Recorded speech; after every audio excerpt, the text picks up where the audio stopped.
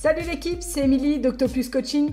Ma mission au quotidien, au-delà de t'amener vers une vie plus active et saine, c'est t'aider à retrouver ou te maintenir en forme pour atteindre tes objectifs et vivre pleinement sans compromis.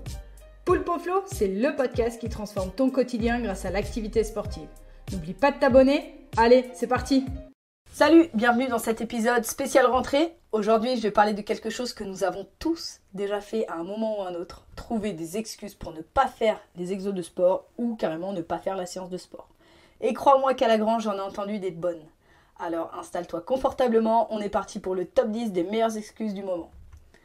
Commençons par une de mes excuses préférées, le fameux « j'ai pas le temps ». C'est probablement l'excuse la plus courante que j'entends. Mais tu sais quoi ? Nous avons tous le même nombre d'heures dans une journée. Il s'agit simplement de prioriser et de trouver le temps pour ce qui compte vraiment pour toi. En deuxième position, on a l'excuse classique « je suis trop fatigué ». C'est une excuse que nous comprenons tous, surtout après une longue journée de travail. Mais sais-tu que l'exercice peut en fait te donner plus d'énergie ? C'est vrai, une séance de sport peut t'aider à te sentir plus énergique et plus en alerte. Ah, cette troisième excuse, je ne suis pas sportif. Eh bien, devine quoi ? Tu n'as pas besoin d'être un athlète de haut niveau pour faire de l'exercice. Le sport est pour tout le monde. Il y a une activité pour chaque niveau de forme physique. En quatrième position, je ne veux pas être trop musclé. Celle-là, elle est je trouve, assez exceptionnelle aussi. Franchement, t'inquiète pas. Il est vraiment très difficile de devenir trop musclé par accident. L'entraînement en force t'aidera à te sentir plus fort, à améliorer ta posture, sans nécessairement te donner l'apparence d'un culturiste. Et puis franchement, tu peux y aller. Tu peux charbonner sur le nombre de séances pour arriver à un tel niveau. En cinquième position, j'ai peur de me blesser.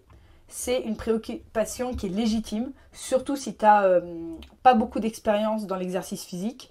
Mais tu sais quoi ? Si tu prends le temps d'apprendre les bonnes techniques, si tu commences lentement et si tu écoutes ton corps, le risque de blessure est très faible, voire inexistante. De plus, faire l'exercice régulièrement peut en fait renforcer ton corps et le rendre moins susceptible de se blesser dans la vie quotidienne. En sixième position, je ne veux pas ruiner ma coiffure. Oui, vous avez bien entendu. On parle de problèmes capillaires. Oui, nous l'avons vraiment, je l'ai entendu à la grange. Mais tu sais quoi, un bon chignon ou une casquette de sport peut résoudre ce problème en un rien de temps. J'ai des élastiques, j'ai des super casquettes poulpeau, donc franchement, s'il n'y a que ça qui t'arrête, viens quand même, je trouverai une solution. En septième position, je ne veux pas transpirer. Alors ça, franchement, c'est vraiment embêtant quand tu dois aller faire du sport. Mais la transpiration est simplement le moyen pour ton corps de se refroidir pendant l'exercice. Et puis, c'est une excellente excuse pour prendre finalement une bonne douche relaxante après ta séance de sport. Tu auras même le droit de traîner à la douche. En huitième position, je ne peux pas faire cet exercice, j'ai régulièrement des maux de dos.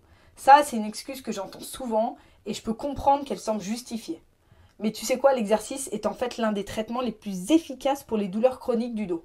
Il peut renforcer les muscles qui soutiennent ta colonne vertébrale, améliorer ta posture et augmenter ta mobilité. Bien sûr, il est essentiel de choisir les bons exercices et d'éviter ceux qui pourraient causer plus de mal que de bien. C'est pourquoi il est toujours préférable d'être encadré par un entraîneur professionnel qui peut te guider et d'adapter ton programme d'exercice à tes besoins spécifiques. En neuvième position, on retrouve l'excuse « je ne veux pas abîmer mon maquillage ». Bon, ça c'est un point que j'ai du mal à imaginer parce que comme je me maquille jamais, voilà, avant d'entraîner à la grange, d'entraîner tout court, je ne pensais pas que ça pouvait arriver. Mais si, en tant qu'experte, non experte en la matière, il existe quand même de nombreux produits de maquillage résistants à la transpiration sur le marché.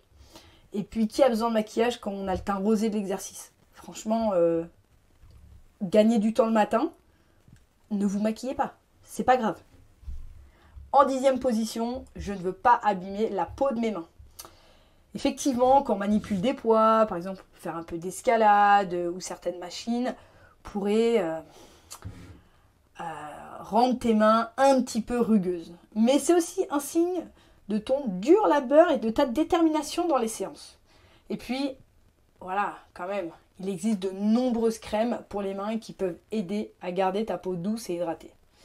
Et puis, il faut dire que la grange permet à toutes les personnes qui font des soins aux alentours de très bien gagner leur vie. Voilà, après tout, voilà, c'est un choix. Alors voilà, quelques-unes des meilleures excuses que j'ai entendues à la grange. Mais tu sais quoi, il n'y a pas de meilleur moment pour commencer à faire l'exercice que maintenant. Alors, après ces vacances d'été bien méritées, pourquoi ne pas te lancer et commencer une nouvelle routine sportive en septembre? Tu seras surpris de voir à quel point tu te sentiras mieux. Si tu as aimé ce podcast, n'oublie pas de t'abonner pour ne rien manquer de mes futurs épisodes. Et si tu connais un champion des excuses, n'hésite pas à lui partager ce podcast. C'était Émilie, on se retrouve dans 15 jours. Ciao!